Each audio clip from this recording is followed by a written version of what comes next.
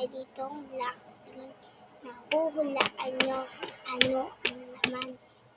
Papakilala ko pa sa inyo.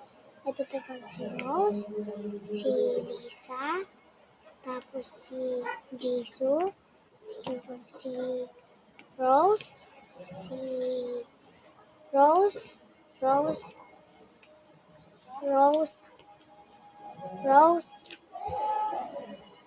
Jisoo, ito po, hindi ko po yung kalalabas sa inyo po.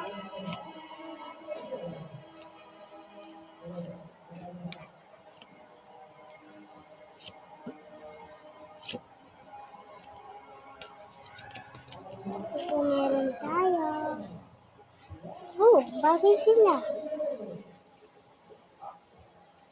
Diba, guys?